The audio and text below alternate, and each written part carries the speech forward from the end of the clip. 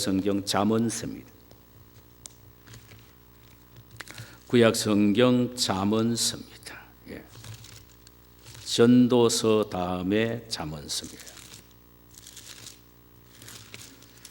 잠언서 1장 7절에서 9절까지의 말씀이 되겠습니다.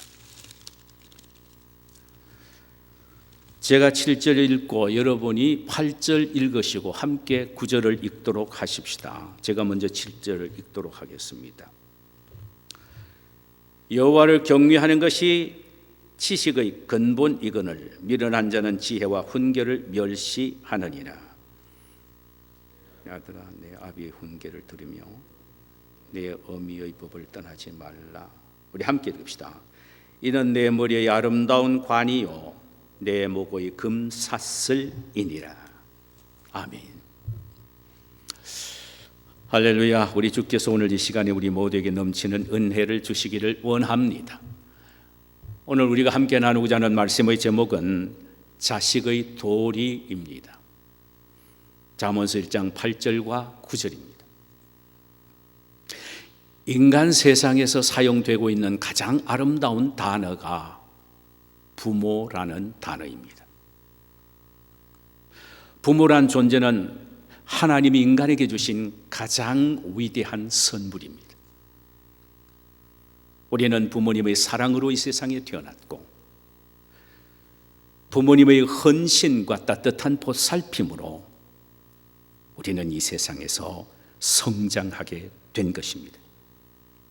제 힘과 자기의 능력으로 되었다라고 착각해도 지금의 나는 우리 부모님의 희생과 땀과 눈물의 결과임을 잊지 말아야 합니다.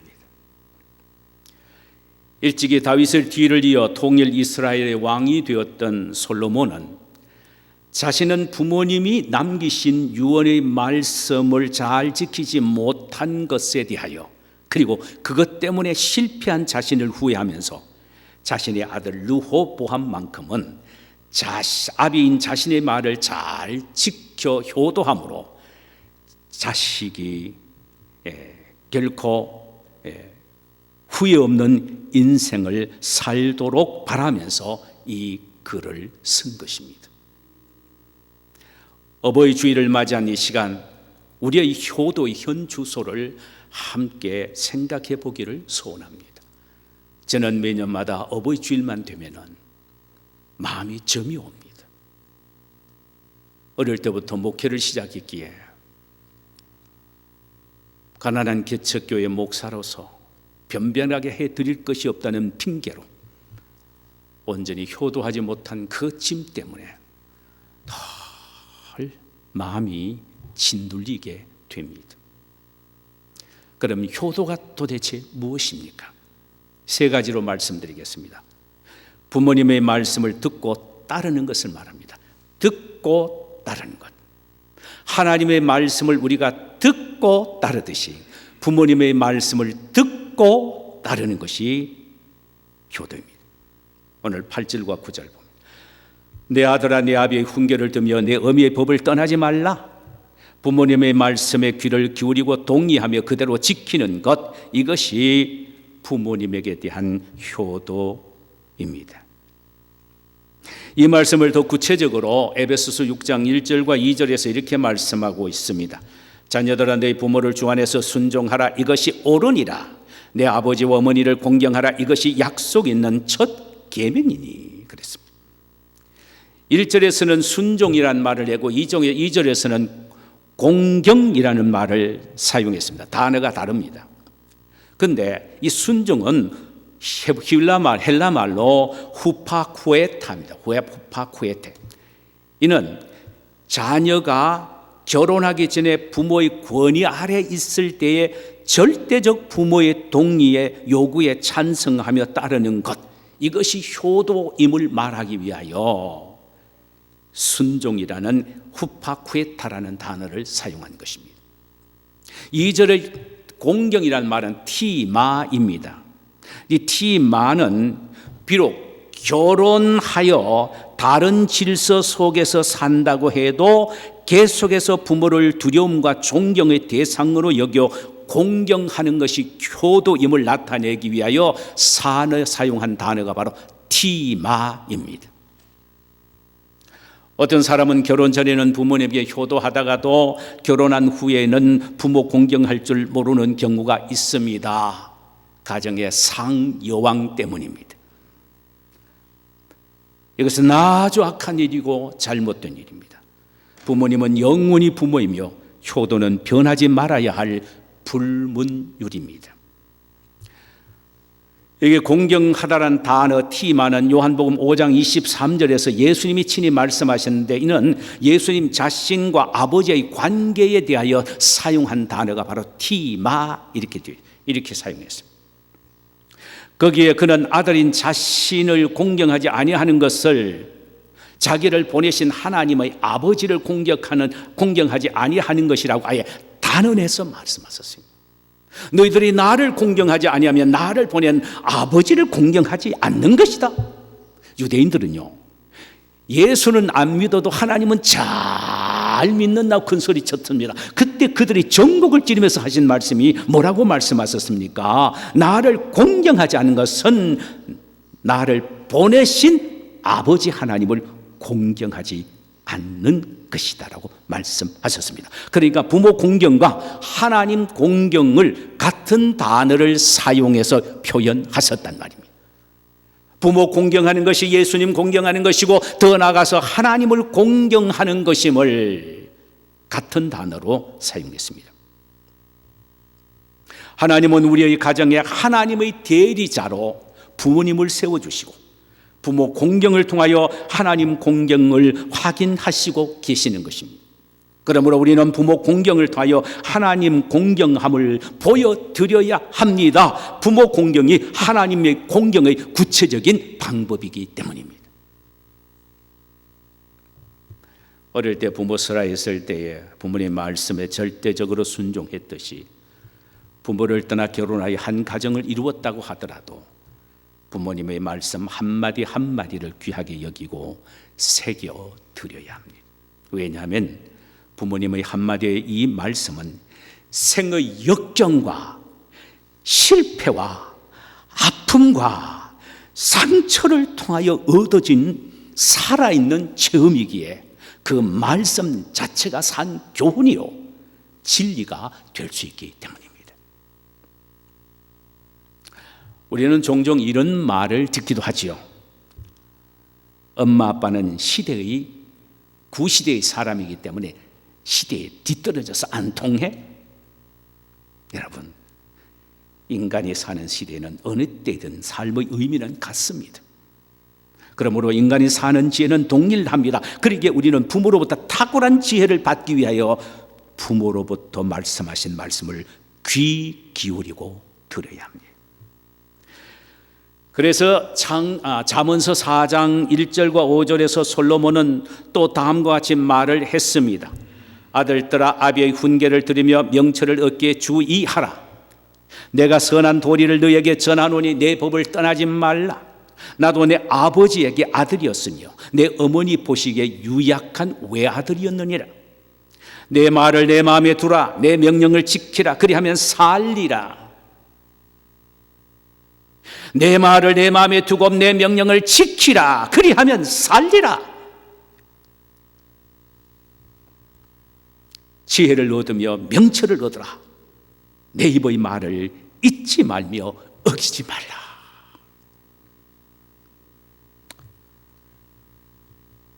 자신은 부모로부터 들은 유언의 말씀을 제대로 지키지 못해서 한때 젊은 시절에 처절하게 실패했던 모습을 생각하며 어린 아이 같은 르호보암에게 너는 내 말을 마음에 두라. 그리고 지키라.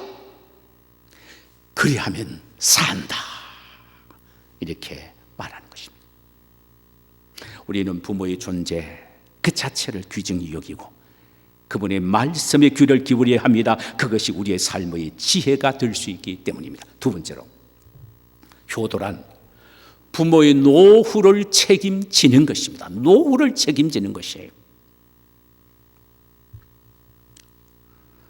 마태복음 15장 1절과 6절을 보면은 예수님은 부모에 대한 물질적 도움을 회피하기 위하여, 이스라엘 백성들이 자기 부모에 대한 물질적인 도움을 회피하기 위해서 뭐라고 말했느냐 하면은 모든 것들을 고르반이라고 닉네임을 붙였습니다. 이 말은 하나님께 드림이 되었다. 부모에게 드리는 것보다 먼저 앞서는 것이 하나님이니까 부모에게 드리고 싶어 하면 나는 하나님에게 드린다. 고르반으로 선포를 해버립니다. 이 위선적인 유대의 종교 지도자들을 향하여 예수님 하신 말씀이 이렇습니다. 너희들은 왜 물질적으로 부모를 공경하지 않음으로 계명을 어기느냐? 공경이라는 말씀 속에는 반드시 물질적 도움을 포함하고 있습니다. 우리는 너무나도 핑계가 많습니다. 환경이 나빠서, 돈이 부족해서, 이민생활 시간적 마음적 여유가 없어서 부모님을 자주 찾아뵙지 못한다라는 말을 합니다. 그러나 우리는 마지막 순간까지 홀어머니의 노후를 책임지신 예수님의 모습에서 참된 효도가 무엇인지를 발견하게 됩니다. 예수님은 십자가 위에서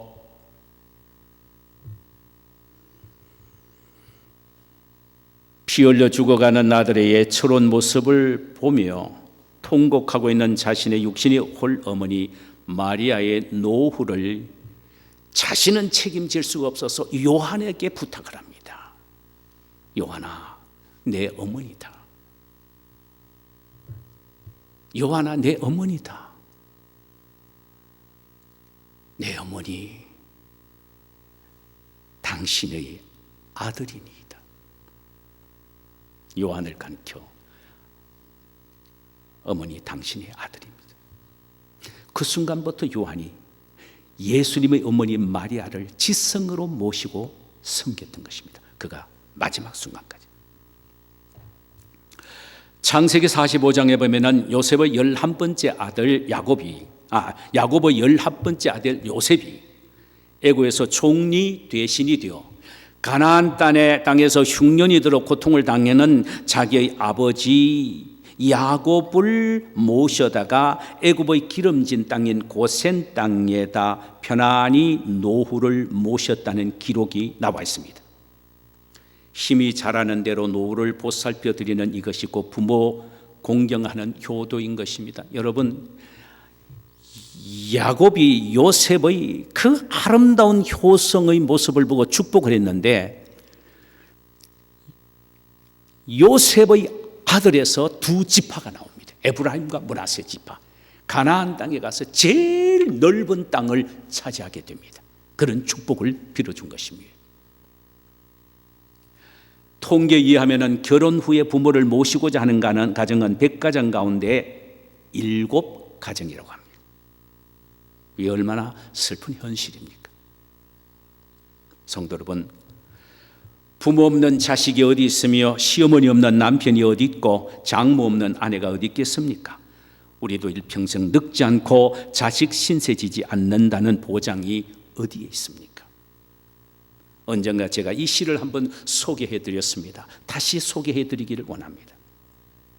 그대 자식들아, 그대들 늙지 않는다고 누가 말하든, 그대 자식들아, 그대 백발 되지 않는다고 누가 말하든, 그대 자식들아, 그대들 나이 먹지 않는다고 누가 말하든, 그대 자식들아, 그대들 눈이 어두워지지 않는다고 누가 말하든, 그대 자식들아, 그대들 귀가 둔하여지지 않는다고 누가 말하든, 그대 자식들아, 그대들 턱이 떨리지 않는다고 누가 말하든, 그대 자식들아, 그대들 허리 굽혀지지 않는다고 누가 말하든, 그대 자식들아, 이 한 가지만은 잊지 마라. 그대들 또 늙어지면 다 이와 같이 되느니라. 저는요, 제 어머니를 그 어려운 가운데 한 1년 정도 모시고 있었는데 너무 지금 맺힌 부분이 있습니다. 어머니가 그때 어떤 그때가 어머니가 한 6쯤 됐을 거예요. 자꾸 눈에 그 초가 흘러내려요. 항상요. 눈에 초가 흘러내려서 같이 식사하는데도 좀 불결하더라고 그러다요. 그래서 내가 모르는 척해서 넘어가는데요. 어머니 수건 가지고 눈은 자꾸 닦으세요. 사람들 앞에서도 닦고 항상 닦으세요. 제가 그 말 하지 않고 수건이나 화장지 가지고 눈을 닦아드리면서 어머니 이렇게 하세요 하면 얼마나 좋겠어요. 요즘 제가 눈에 춘이 조금 찌는 것 같아요. 제가 눈이 아주 총명하거든요. 그런데 눈에 추가 조금 끼는 것 같은 생각이 들어서 그때마다 제 어머니가 생각이 나요. 제 불효의 모습이 클로즈업 되는 겁니다. 여러분 그러지 마세요. 우리 에베소 6장 1절의 말씀을 명심해야겠습니다. 자녀들아 너희 부모를 주 안에서 순종하라. 이것이 옳으니라. 옳으니라. 부모의 노를 보살펴 드리는 이것이 옳은 일이란 말입니다. 이 옳단 말은 헬라 말로 디카이온입니다. 디카이온. 이 말은 바로 사는 길이라, 바로 걸어가는 길이라, 인생의 제 길로 가고 있다라는 말입니다. 부모 섬기며 효도하는 길은 그 길은 바른 길이요 인생의 올바른 길이고 바로 가야 할 길이다 이 말이죠.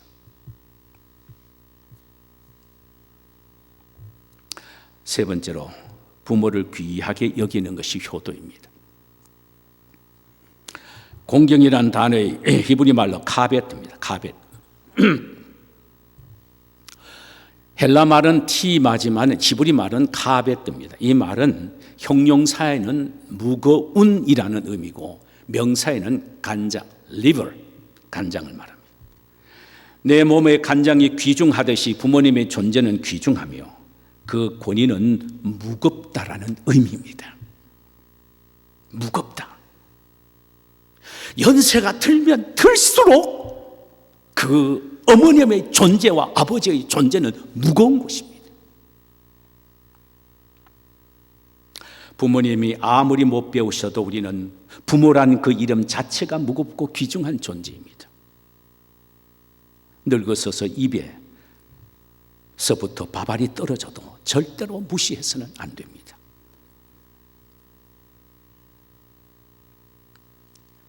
원기가 쇠하여 오줌 소태가 생겨도 절대로 업신여겨서도 안 됩니다. 저런 부모가 계셨기에, 그분의 희생과 눈물과 땀이 있었기에 지금 내가 여기에 있는 것입니다. 옛날 효성이 지극한 백유라는 사람이 있었습니다. 중국 고사에 나오는데 어느 날 어머님이 장가간 아들의 회초리를 가지고 때립니다. 그런데 그날따라 어머니의 때리는 회초리 힘이 너무 약해요. 그리고 그래서 그 종알이 맞으면서 펑펑 울었다고 합니다. 어머니의 팔의 힘이 예전과 같이 안음을 느꼈기 때문입니다. 여러분, 밥을 드신 어머니의 손목에 힘이 없어 떨려 밥풀이 떨어지면 저 팔 나를 안아 키우시느라 힘이 빠져서 저렇구만 라고 생각하며 안타깝게 여겨드려야 합니다. 눈에 초가 끼면 늘 불결하시면, 눈에 초가 끼어 늘 불결하시면 저 초롱초롱 하시던 어머님의 눈이 나를 위하여 너무 고생하셔서 원기가 떨어져서 시력이 떨어졌구나 하며 안타까운 마음을 가지셔야 합니다. 사랑하는 성도 여러분, 효도는 때가 있습니다. 진리 중에 진리입니다. 효도는 때가 있습니다. 때를 놓쳐버리면 천추의 한을 남기게 됩니다.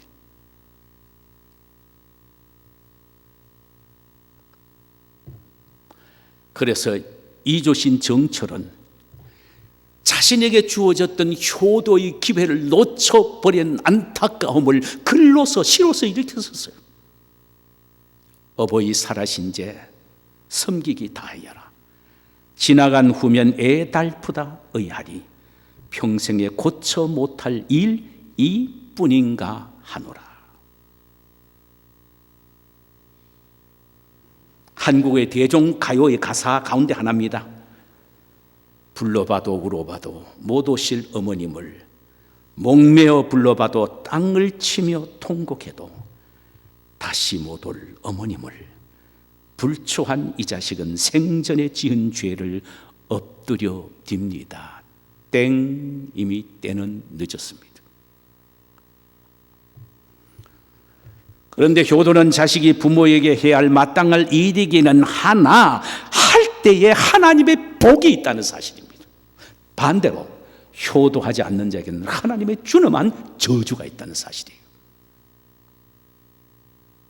자, 효도하는 자에게 하나님이 약속하신 축복이 무엇입니까? 에베소서 6장 1절 다시 한번 보실까요? 자녀들아 너희 부모를 주 안에서 순종하라. 이것이 옳으니라. 내 아버지와 어머니를 공경하라. 이것이 약속에 있는 첫 계명이니 이는 내가 잘 되고 땅에서 장수하리라. 10계명 중 1계명에서 4계명까지는 하나님에 대한 계명입니다. 그리고 5계명에서부터 10계명까지 10번째 계명까지는 인간에 관한 계명입니다. 그런데 인간에 대한 계명 가운데 그 첫 번째가 부모 효도입니다. 이 말은 부모 효도는 인간의 모든 도리의 으뜸이 된다는 것입니다. 이것이 되어야 바로 된다는 것입니다. 이것은 마치 첫 단추와 같다는 것입니다. 그래서 옛날에 여러분 국가에서 충신을 뽑을 때 어디서 뽑은지 압니까? 구충신 효자지문. 충신을 구하려면 효자의 가문에서 뽑아라는 것입니다.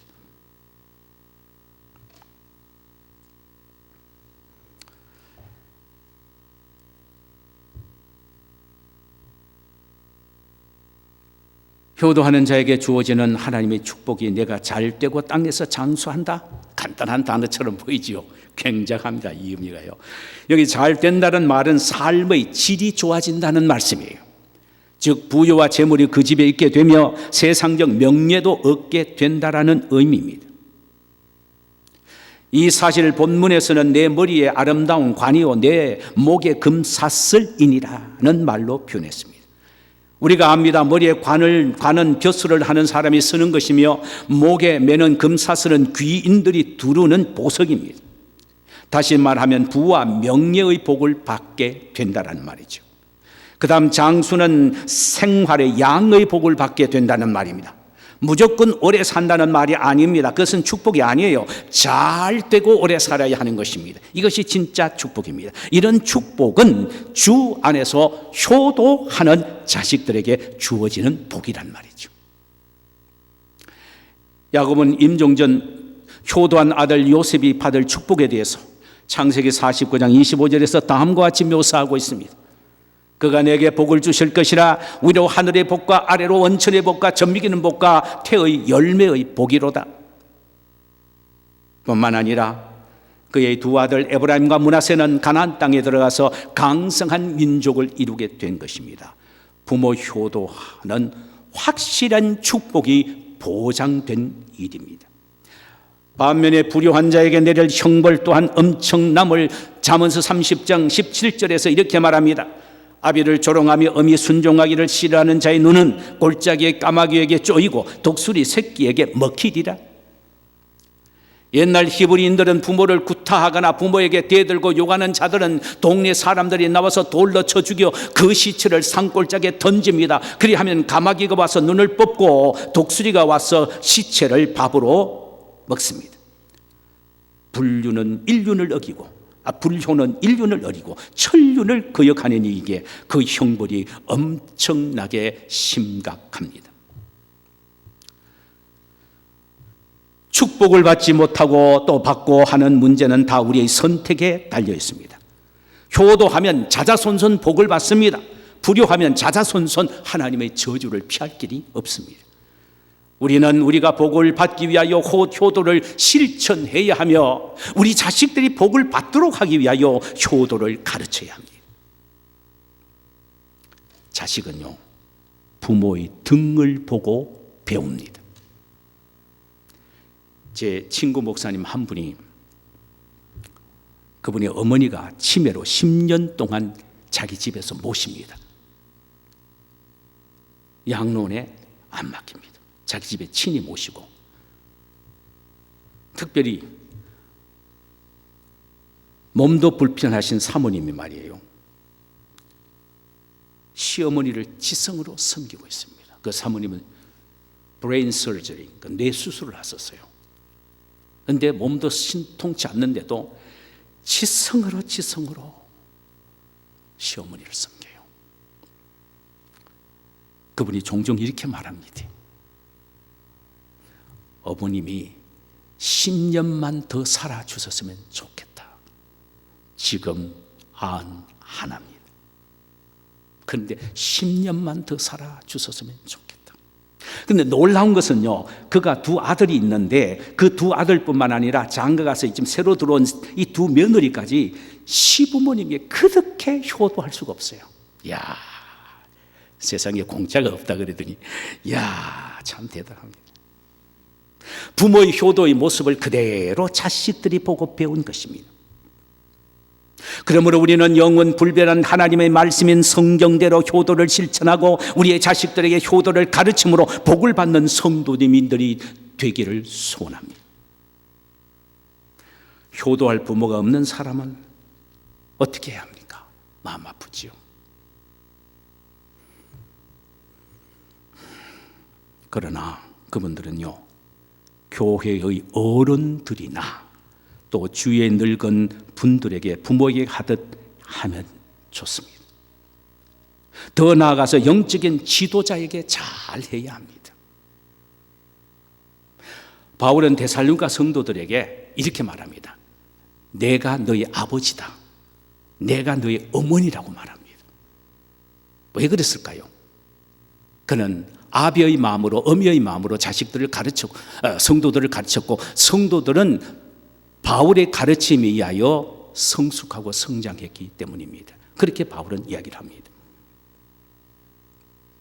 사실 진정한 그리스도인이라면 자신들을 영적으로 가르치고 인도하도록 하나님이 세우신 목회자에게 잘하지 아니할 수가 없지요. 오늘은 어버이 주일입니다.